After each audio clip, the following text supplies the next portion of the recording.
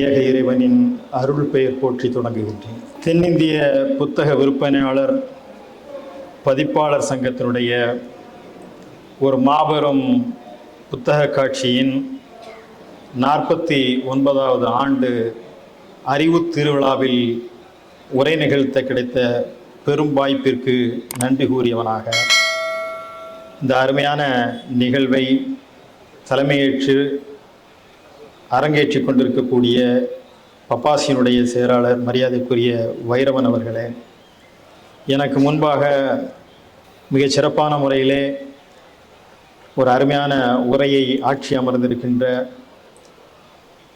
மரியாதைக்குரிய அன்பு நண்பர் வாழ்வியல் பயிற்சியாளர் திரு பரமன் பச்சமுத்து அவர்களே, நன்றி உரை ஆற்றுவதற்காக இருக்கின்ற பப்பாசியினுடைய செயற்குழு உறுப்பினர் மரியாதைக்குரிய சங்கர் அவர்களே, இந்த நிகழ்வின் அரங்கில் அமர்ந்து இந்த உரையை கேட்க அமர்ந்திருக்கின்ற அன்பு சகோதரர்களே, சகோதரிகளே, 2006ஆம் ஆண்டு டிசம்பர் 3ஆம் தேதி எனக்கு திருமணம் முடிந்ததும் தேனிலவுக்கு செல்வது புதுமண தம்பதியருடைய வழக்கம். நான் தேர்ந்தெடுத்தது அப்போது சென்னை. ஜனவரியில் வருகிறோம். தேர்ந்தெடுத்ததற்கான காரணம், மனைவியை முதலில் அழைத்து வருவது புத்தக காட்சிக்காக இருக்க வேண்டும் என்பதற்காகத்தான். எங்களுடைய அந்த தேனிலவு நிகழ்விலே புத்தகங்களை பரிசளிப்பதற்காக இதே போன்ற நிகழ்வில் அன்றைக்கு திரைக்கலைஞர் சத்யராஜ் அவர்கள் உரை நிகழ்த்தினார். நாங்கள் குடும்பமாக புத்தக காட்சியிலே நூல்களை எல்லாம் வாங்கிவிட்டு இதே போன்ற ஒரு அமர்வில் அமர்ந்திருந்த ஒரு நேரம் ஒன்று. அப்போது இந்த மேடையில் பேசுவதற்கான கனவோ லட்சியமோ திட்டமோ எதுவும் இல்லை. ஆனாலும் அங்கிருந்த என்னை இங்கு கொண்டு நிறுத்தி இருக்கிறது என்று சொன்னால் அதுதான் எழுத்து, வாசிப்பு. இந்த எழுத்தும் வாசிப்பும் உங்களை எங்கு கொண்டு சேர்க்கும் என்பதற்கான ஒரு அடையாளமாக இன்றைய நாளில் நான் இங்கே உரையாற்றி கொண்டிருக்கின்றேன். புத்தக கண்காட்சி என்றுதான் இதற்கு தொடக்கத்தில் பெயரிட்டிருந்தார்கள் என்பது என் நினைவு. புத்தக கண்காட்சி என்ற சொல்லாடல் கண்காட்சி என்ற அடிப்படையில் காட்சிப்படுத்தி நீங்கள் காட்சியாக இதை கடந்து சென்று விடக்கூடாது. இது கண்காட்சி அல்ல, இதை அறிவை நீங்கள் கொள்முதல் செய்ய வேண்டும். எனவே புத்தக கண்காட்சி என்பதிலே கண் என்பதை எடுத்துவிட்டு புத்தக காட்சி என்று மாற்றுங்கள் என்று சொன்னார் முத்தமிழ் அறிஞர் டாக்டர் கலைஞர் அவர்கள்.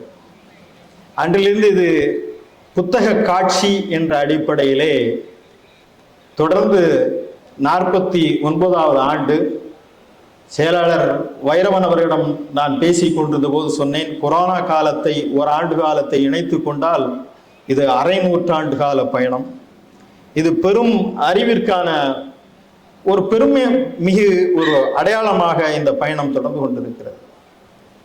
இங்கே உங்களுடைய குழந்தைகளை ஒரு தலைமுறையை அறிவை விரிவாக்கம் செய்வதற்காக அழைத்து வர வேண்டும். அவர்கள் புத்தகங்களை வாங்குகிறார்களா இல்லையா என்பது அல்ல, இப்படியான புத்தகங்கள் இந்த உலகத்தில் இருக்கின்றன என்பதை அவர்கள் ஒரு முறை பார்த்து செல்வதற்காவது அந்த குழந்தைகளை நீங்கள் அழைத்து வர வேண்டும். புத்தகங்களை தொட்டு பார்க்க அவர்களை அனுமதிக்க வேண்டும். வாசிப்பின் நறுஞ்சுவையை அவர்கள் உணர்ந்து கொள்வதற்காக இது போன்ற அரங்குகளுக்கு நீங்கள் உங்களுடைய குடும்பத்துடன் வருகை தர வேண்டும். ஏனென்றால் அறிவு சுருங்கி வரக்கூடிய ஒரு காலத்தில், உணர்வு மேலிருந்து மனிதன் சக மனிதனை அடித்துக் கொள்கின்ற, பகைத்துக் கொள்கின்ற ஒரு காலத்தில் அறிவை விரிவு செய்ய வேண்டிய, அறிவை விருத்தி செய்ய வேண்டிய ஒரு வாசிப்பு தலைமுறையை வார்த்தெடுக்க வேண்டிய ஒரு கால தேவை இன்றைக்கு இருக்கிறது. இன்னும் சொல்வதானால் தமிழ்நாடு அதில் ஒருபடி மேலெழுந்து நிற்கிறது இந்த வாசிப்பை, அறிவை முன்னெடுத்து செல்வதில். அதனால்தான் தமிழ்நாடு இந்தியாவிற்கே முன்னணியில் இருக்கிறது என்று சொன்னால் அறிவும் வாசிப்பும் இங்கு தந்த களம் என்பதை நாம் மறந்துவிடக் கூடாது. ஒரு அறிவு சமுதாயத்தை கட்டியெழுப்புவதற்காகத்தான் இன்றைக்கு சொல்லப்படாத இன்னும் சொல்லப்படாத கதைகள் என்ற தலைப்பிலே ஒரு சில செய்திகளை நான் பேசுவதற்கு விரும்புகின்றேன். இந்த கதைகள் என்பது புத்தகங்களில் இருப்பது மட்டுமல்ல, இங்கே அமர்ந்திருக்கக்கூடிய உங்கள் ஒவ்வொருவரும் ஒரு கதை இருக்கிறது. உங்களிடம் கொஞ்சம் நேரம் அமர்ந்து பேசினால் அந்த கதைகளை என்னால் எளிதில் வாங்கிவிட முடியும்.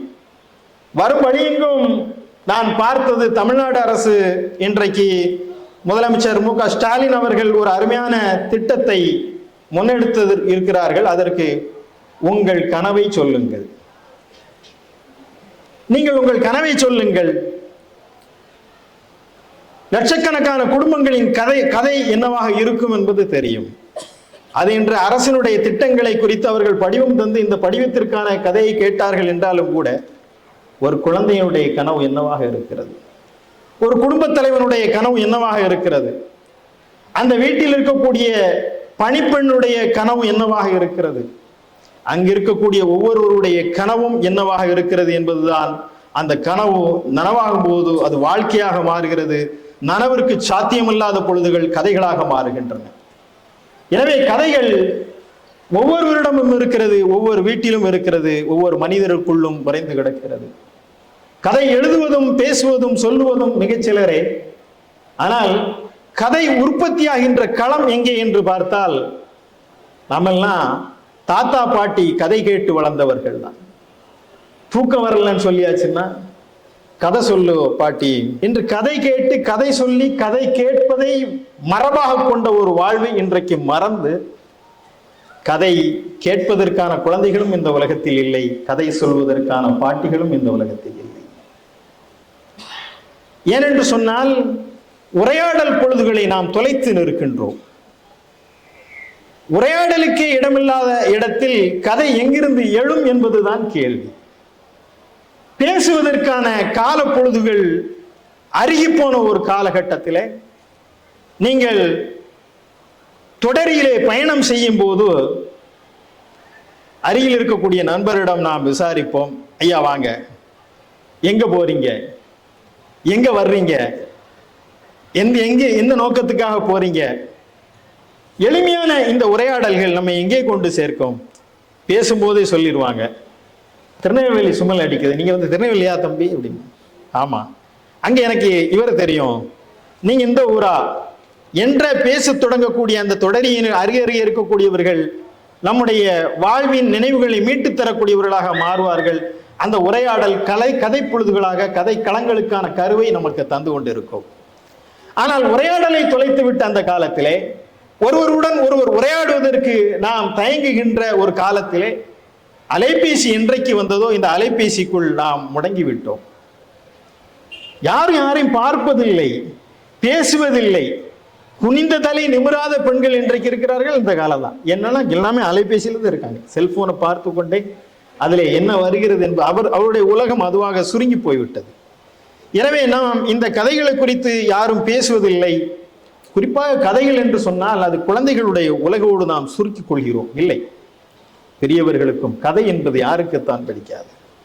இந்த கதை சொல்வது என்பது கதை விடுறதில்லை. நம்ம சொல்லும் போது இந்த மாதிரி கதை விடுறான் பாடுறா. கதை விடுறதுன்னா கதையில் புனை கதைகள் இருக்கிறது, அதே போல இட்டுக்கட்டப்பட்ட கதைகள் இருக்கிறது, மெய்யியல் கதைகள் இருக்கிறது. கதைகளின் வழியாக நம்முடைய வாழ்வியலை நாம் சொல்ல முடியும். இலங்கை தமிழ்ல பேசிட்டு இருக்கும், அவன் கதைக்கிறான் அப்படிமா. கதைக்கிறான்னா என்ன, பேசுறான் அர்த்தம். அவன் பேசினாலே கதையாக மாறுகிறது. எனவே கதை சொல்வது என்பது நம்முடைய உரையாடல்களில் இருந்து, நம்முடைய பேச்சுக்களில் இருந்து.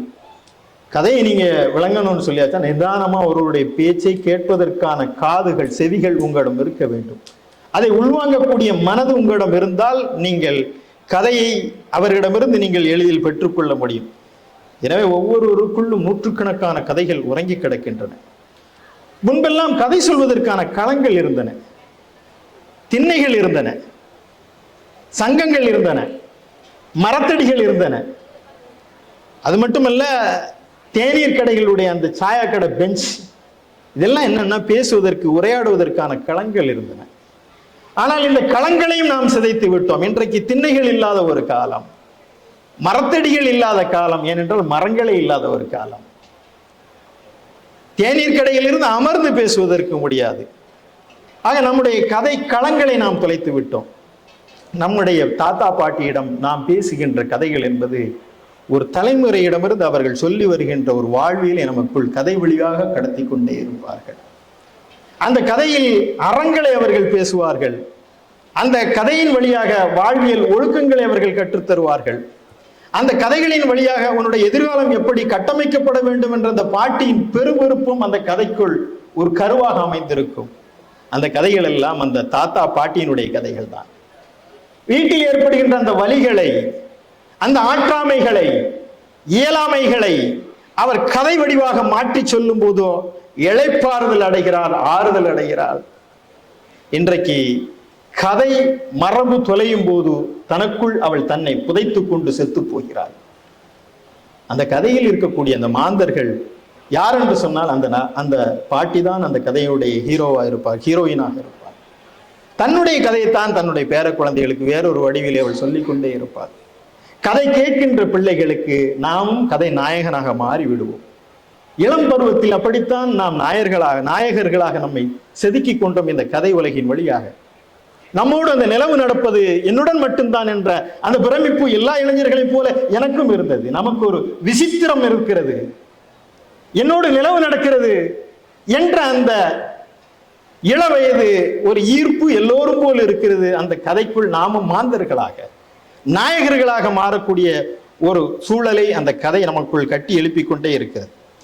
இன்னும் நாம் சொல்வது என்று சொன்னால், இந்த கதை காலத்தில் நம்முடைய வாழ்வியல் வரலாறும் அதன் தொடர்ந்து பதிவு செய்யப்பட்டு வருகிறது. இந்த கதைகளின் வழியாக அறிவியலை, உண்மைகளை, நேர்மையை மாத்திரமல்லாமல் ஒரு வரலாற்று ஆவணமாக நம்முடைய வாழ்வியலையும் செதுக்கிக் கொள்வதற்கு இந்த கதைகள் பெரும்பாலும் பயன்பட்டன. இல்லை, மிக முக்கியமாக நான் இஸ்லாமிய சமுதாயத்தை சார்ந்தவர். திருக்குரானை நீங்கள் இங்கே ஐயா பேசும்போது கூட நாங்கள் பேசிக்கிட்டது குரான்லாம் இருக்கு இல்லைன்னா ஐயா வைரவன் அவர்கள் சொன்னார்கள். பரமன் அவர்கள் பேசும்போது ஆமாம், திருக்குரானில் உள்ள செய்தியைத்தான் அவர் சொல்லி கொண்டிருக்கிறார்.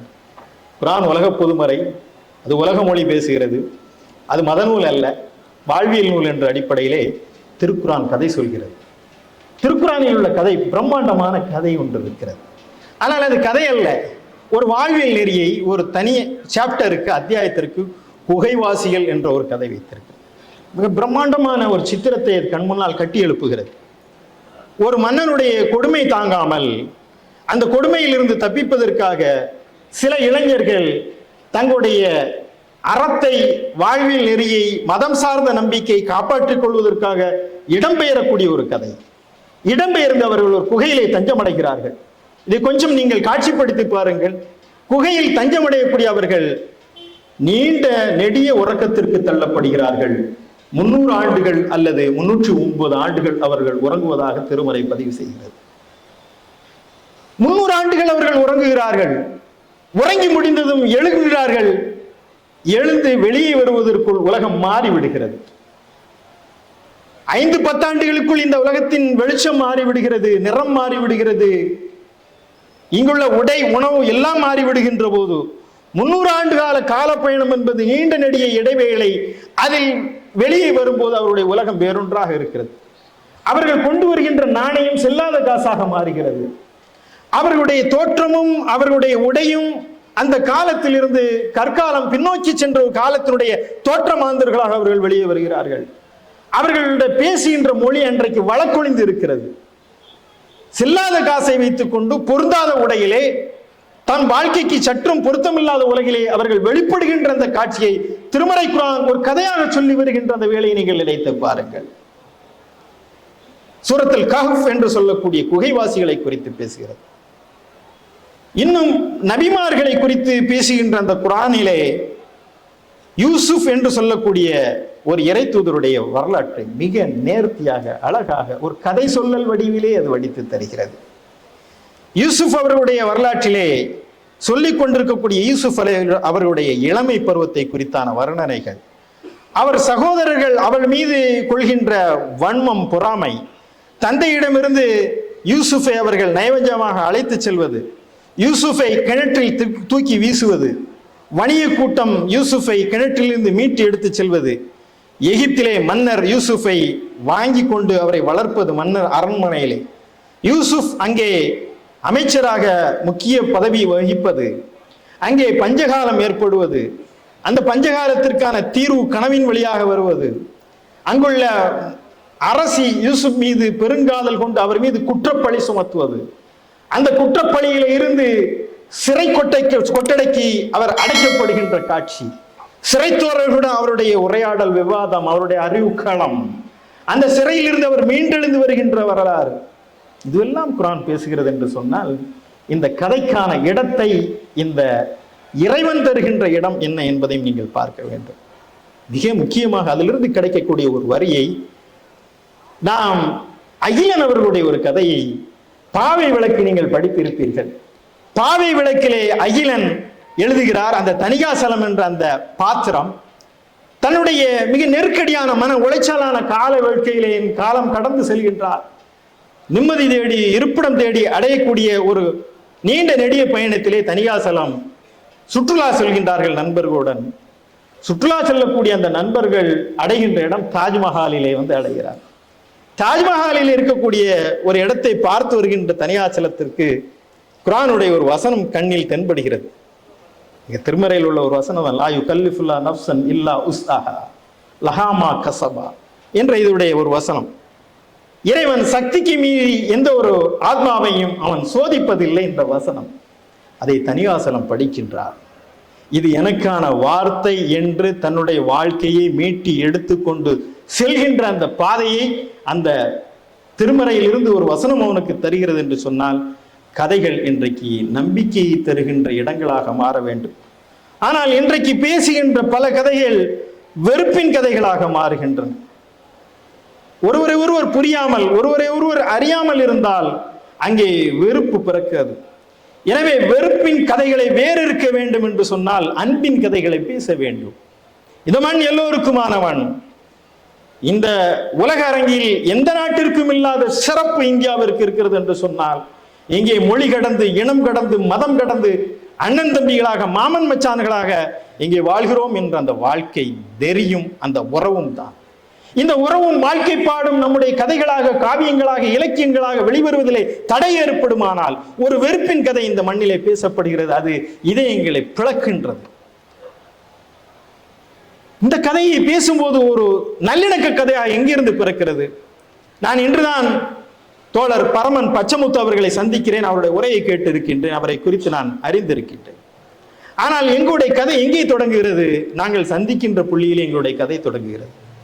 அந்த கதையினுடைய நாயகராக யார் மாறுகிறார் என்று சொன்னால், பிரசைவாக்கத்தில் இருக்கக்கூடிய அலிதான் அந்த கதையின் நாயகராக மாறுகிறார். ஒரு பரமன் பச்சமுத்து அவர்களுக்கு கதையின் நாயகராக ஒரு அலி எங்கிருந்து கிடைக்கிறான் என்று சொன்னால், அது இந்த மண்ணினுடைய பெருமையாக இருக்கிறது, தமிழ் நிலக்கூறினுடைய சிறப்பாக இருக்கிறது.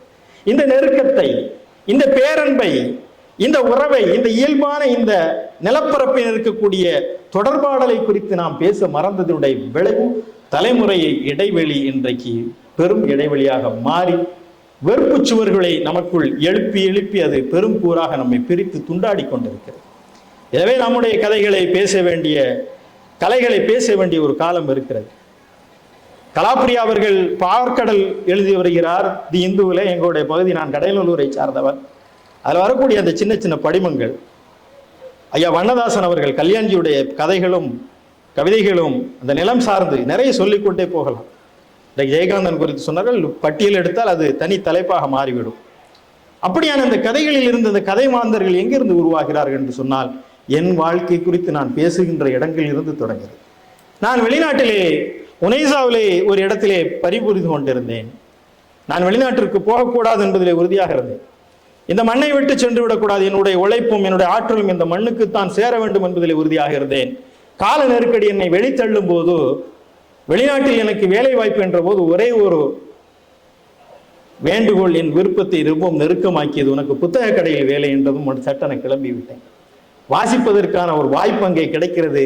அந்த புத்தகத்திற்காக வெளிநாடு செல்ல வேண்டும் என்று நான் புத்தகம் படிப்பதற்காக சென்றவர். அப்படியான அந்த புத்தக கடையில் கிடைத்த அனுபவங்கள் ஏராளமானது. அருமை நண்பர் எழுத்தாளர் எஸ் ராமகிருஷ்ணன் அவர்களுடன் நான் அந்த புத்தக கடையின் அனுபவங்களை பேசி கொண்டிருந்தேன். எங்கள் கடைக்கு அபு இப்ராஹிம் என்று சொல்லக்கூடிய ஒரு முதியவர் வருவார். அவர் வாயில் ஒரு சுவிங்க மாண்டு ஒன்றை போட்டு அப்படியே மென்னுக்கிட்டே வருவார். கையில் ஒரு கைத்தடி வைத்திருப்பார். ஆனால் அவருக்கு கைத்தடி ஊன்றுவதற்கு தேவையில்லை. அவர் ராஜநடையில் வருவார், ஆனால் கையில் ஒரு கைத்தடி வைத்திருப்பார். வாயில் சுவிங்க மென்று கொண்டிருப்பார். தடித்த கனமான கண்ணாடி போட்டுக் கொண்டு வரக்கூடிய அந்த அபு இப்ராஹிம் வந்ததும் எங்களுடைய கடையில் அடுக்கி வைக்கக்கூடிய இந்த புத்தக கடைகளில் அடுக்கி வைக்கக்கூடிய அந்த இதில் தன்னுடைய இந்த கைத்தடியை வச்சு எடுப்பார். இந்த புத்தகத்தை 10 எடு, இது ஒரு 5 எடு, இது ஒரு 4 எடு அப்படிம்பாரு. நிறைய புத்தகங்களை வாங்கி செல்வார். எனக்கு ஒரு ஐயம் வருகிறது. நான் அவரிடம் கேட்கின்றேன், ஒரு நாள், நீங்கள் புத்தக கடை வைத்திருக்கிறீர்களா? அவர் சொன்னார், நான் புத்தக கடை வைக்கவில்லை. நீங்கள் புத்தகம் விற்பனை செய்கிறீர்களா? இல்லை, நான் புத்தகம் விற்பனை செய்யவும் இல்லை. எதற்காக இந்த புத்தகங்களை நீங்கள் வாங்கி செல்கிறீர்கள்?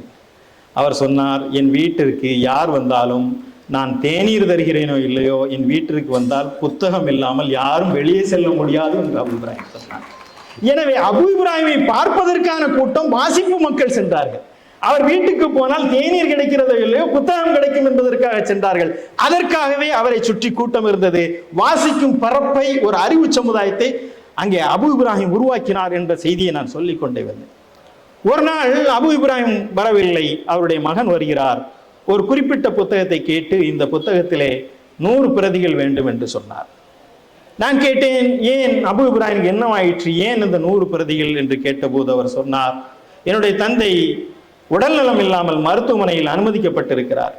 அவர் யாரையும் பார்க்க முடியாது. ஆனால் அந்த புத்தகத்திலே ஒரு வார்த்தை எழுத சொன்னார், இனி நான் உங்களுடன் பேசும் நிலையில் இல்லை, இந்த புத்தகங்கள் உங்களுடன் பேசும், என்னை சந்திக்க வந்ததுக்கு நன்றி என்று என்னை வந்த எல்லோருக்கும் இந்த புத்தகத்தை கொடுங்கள் என்று சொன்னார். சொல்லி 1 ஆண்டு 1 மாதம் கூட இல்லை, ஒரு சில நாட்களிலே அவர் அபு இப்ராஹிமுடைய மகன் வேகமாக ஓடி வருகிறார்.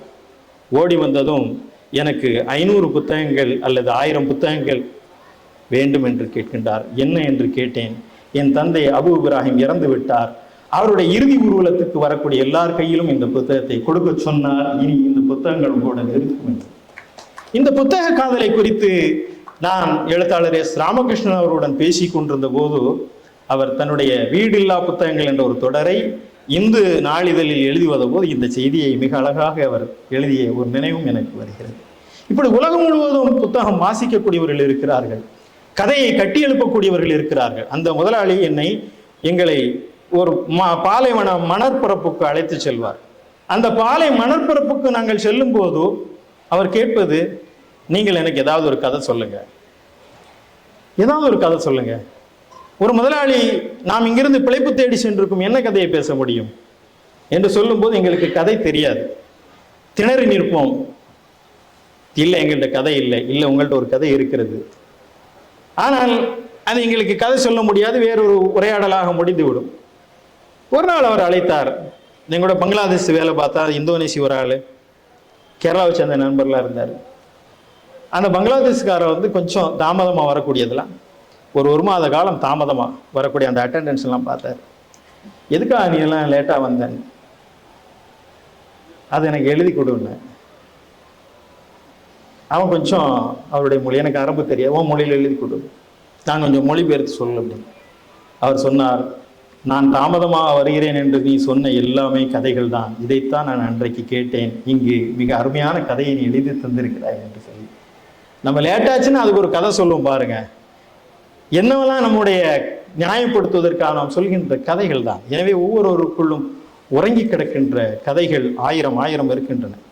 கதை குறித்து பேசுவதற்கும் கதை கேட்பதற்கும் நமக்கு நீண்ட நெடுநேரம் நாம் உட்கார்ந்து சுவையாக பேசி கொண்டிருந்தாலும் கூட நேர ஒழுங்கை பேணுபவன் என்ற அடிப்படையில் ஐயா அவர்கள் அனுமதித்த அந்த நிமிடத்திற்காக இறுதியாக சில செய்திகளை சொல்லி நான் நிறைவு செய்கின்றேன். வாய்ப்பு இருந்தால் அடுத்தடுத்த மேடைகளில் இதை தொட்டும் தொடர்ந்தும் பேசுவதற்கான வாய்ப்பு ஏற்படும் என்று கருதுகிறேன். வெனிஸ் திரைப்பட விழாவில் 2ஆம் இடம் பிடித்த சில்வர் லயன் கிராண்ட் ஜூரி விருதை பெறுகிறது ஒரு படம், வெனிஸ் திரைப்பட விழாவில். அந்த திரைப்படத்தை எடுத்தவர் பிரெஞ்சு துனிசிய இயக்குனர் கௌசர் பென் ஹானியா என்பவர். அந்த திரைப்படத்தை திரையிட்டு முடித்ததும் 23 நிமிடங்கள் அங்குள்ள பார்வையாளர்கள் எழுந்து கைதட்டி கொண்டே இருந்தார்கள். 23 நிமிடங்கள். அந்த படம் என்ன என்று நீங்கள் பாருங்கள், இன்றைக்கும் அது இருக்கிறது. The voice of Rajab Hind என்று சொல்லக்கூடிய ஒரு கதை. பலஸ்தீனத்தில் இருக்கக்கூடிய குழந்தைகளுடைய கதைகள் துயரமானவை, நெஞ்சடைக்கக்கூடியவை. அந்த பலஸ்தீன குழந்தை ரஜப் ஹிந்த் என்ற அந்த குழந்தையினுடைய வலியை சொல்லிவிட்டு அந்த இயக்குனர் சொல்கிறார், இன்னும் சொல்லப்படாத கதைகள் ரஜப் ஹிந்தை போல ஏராளமாக இருக்கின்றன என்று. அந்த ரஜப் ஹிந்துடைய கதை தான் என்ன? ரஜப் ஹிந்த் தன்னுடைய தந்தையுடன் குடும்பத்துடன் செல்கிறார். வழக்கம் போல இஸ்ரேலிய இராணுவம் அவர்கள் பலஸ்தீன குழந்தைகளை கொல்கின்ற ஒரு கொடூரத்தை உலகத்தில் நிகழ்த்தி கொண்டிருக்கிறது. அப்போது அவர்கள் அந்த காரில் வரக்கூடிய ரஜப் ஹிந்துடைய குடும்பத்தை அழிக்கின்றார்கள். அது ரஜப் ஹிந்து தப்பி பிழைக்கிறார்.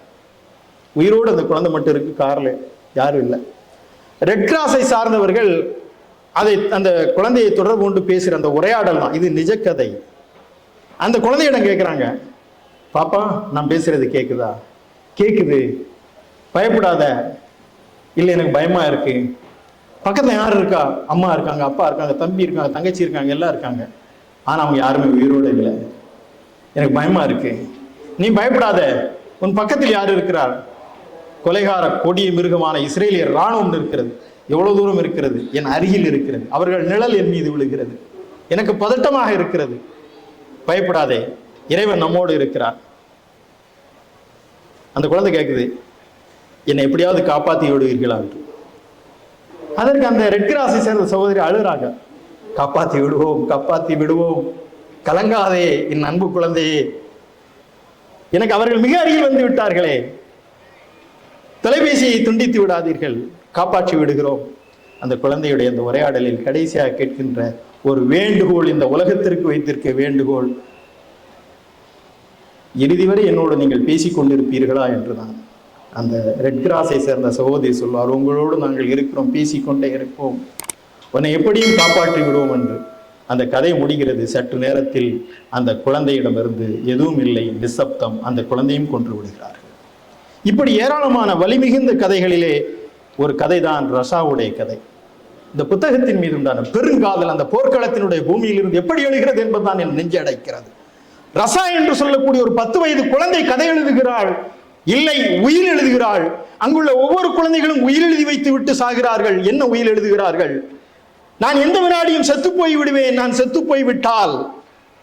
அந்த சிதைந்து போட கசாவுடைய இடிபாடுகளுக்கு இடையில ஏராளமான கதைகள் புதைந்து கிடக்கின்றன, உயில்கள் புதைந்து கிடக்கின்றன, ரசாவுடைய உயில்களைப் போல.